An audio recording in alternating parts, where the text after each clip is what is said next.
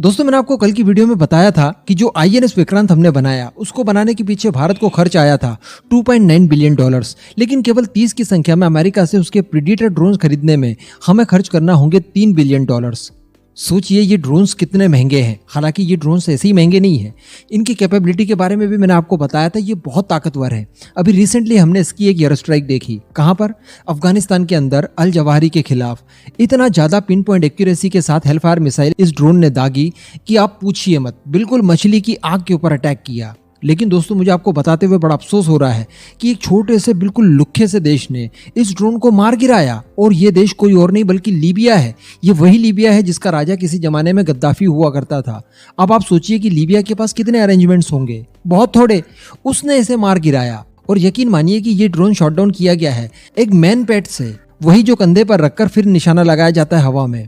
अब आप सोचिए कि इन ड्रोन्स की क्रेडिबिलिटी कितनी हो सकती है। दरअसल यहाँ पर अब मैं आपको याद दिलाना चाहूंगा F-18 सुपर हॉर्नेट के बारे में। एक्चुअली अमेरिका की किस्मत ही खराब है, या भारत की किस्मत में लिखा ही नहीं है कि अमेरिका के हथियार खरीदे भारत। जब भारत के अंदर बहुत ज्यादा चर्चाएं चल रही थी F-18 सुपर हॉर्नेट की, नेवी के लिए ये बताया जा रहा था कि रफाल M से भी ज्यादा बेहतर F-18 सुपर हॉर्नेट रहेंगे। ठीक उसी वक्त अमेरिका की नौसेना के द्वारा एक F-18 सुपर हॉर्नेट को क्रैश करवा दिया जाता है। वो सडनली बिना किसी युद्ध के ही क्रैश हो जाता है। तो कहने का मतलब जैसी भारत के साथ इसकी डील काफी तेजी से आगे बढ़ रही थी, ठीक उसी समय F-18 सुपर हॉर्नेट क्रैश हो गया। और अभी मैंने आपको कल ही वीडियो बनाकर बताया कि कुछ टॉप ऑफिशियल्स के द्वारा ये कहा गया है कि MQ-9 रिपर ड्रोन के लिए भारत और अमेरिका के बीच में गवर्नमेंट टू गवर्नमेंट डील होने जा रही है। ठीक उसी वक्त खबर आती है कि लीबिया जैसे छोटे से देश ने इसे मारकर गिरा दिया, और वो भी मैनपैट के जरिए।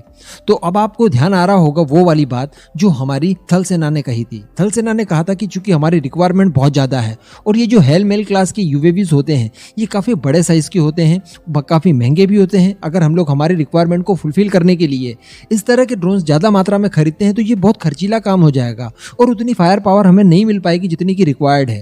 इससे बेहतर उन्होंने बताया था कि भारतीय स्वदेशी टेक्नोलॉजी के साथ बने स्वार्म ड्रोन्स बड़ी मात्रा में खरीद लिए जाए, तो ये कहीं ना कहीं ज्यादा सटीकता से निशाना लगा सकते हैं। थल सेना की फायर पावर को कई गुना बढ़ा देंगे, एटलीस्ट उतनी जितनी की रिक्वायरमेंट है। और सबसे बड़ी बात कि इनके पीछे खर्च बहुत कम करना पड़ेगा, और स्वदेशी रहेंगे तो भारत का पैसा भारत में रहेगा, क्योंकि MQ-9 की कीमतें तो यकीनन आसमान पर है। कई सारे फाइटर जेट दुनिया के अंदर ऐसे मौजूद हैं जो कि इनसे कम कीमतों पर आपको अवेलेबल है। तो इस तरह की कुछ गतिविधि हुई है MQ-9 ड्रोन के साथ। वैसे मैं आपको यहाँ पर यह बता दूं कि ये कोई बहुत बड़ी बात नहीं है। ड्रोन्स बड़ी आसानी से रडार सिस्टम के पकड़ में आ जाते हैं, और एयर डिफेंस सिस्टम को भी इन्हें मार गिरा पाना कोई ज्यादा मुश्किल वाला काम नहीं होता। कारण है कि ये बड़े साइज के होते हैं।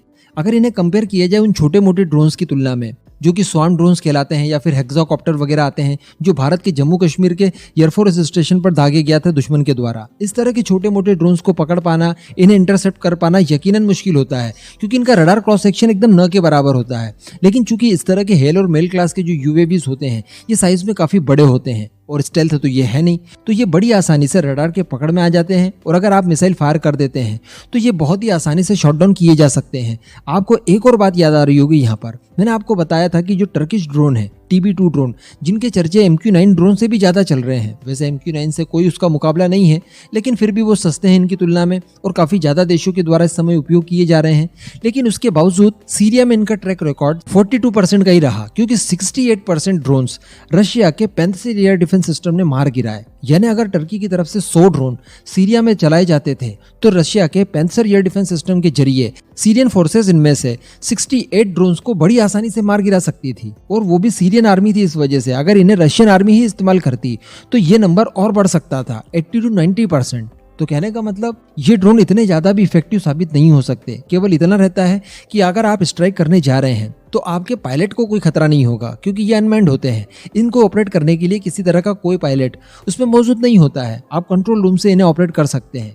इसके अलावा ये ज्यादा कोई काम के नहीं साबित होते। हाँ, ये जरूर है कि इनसे सर्विलांस का काम केवल अपनी सीमा में रहकर बड़ी आसानी से और अच्छे से किया जा सकता है। एक ये बेनिफिट आपको दे सकते हैं। बाकी अटैक के मामले में ये उतने ज्यादा प्रभावी भी नहीं है। अगर अमेरिका ने भी इनसे अच्छा परफॉर्म किया है तो उन्हीं देशों के खिलाफ किया गया है जिनके पास ज्यादा सहूलत नहीं है, या फिर इस तरह के कुछ अटैक किए गए हैं जो कि बिल्कुल सरप्राइज कर देने वाले थे। तो अल्टीमेटली इन्हें आप जीत का कारण नहीं बता सकते।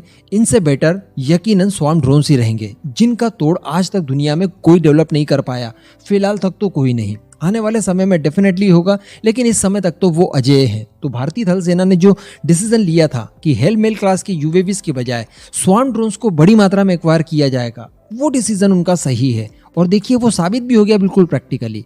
अब इस पूरे मुद्दे पर आपका क्या मानना है? क्या भारत ने अभी भी MQ-9B प्रेडिटर ड्रोन खरीदने चाहिए या फिर नहीं? नीचे कमेंट करके जरूर बताइएगा।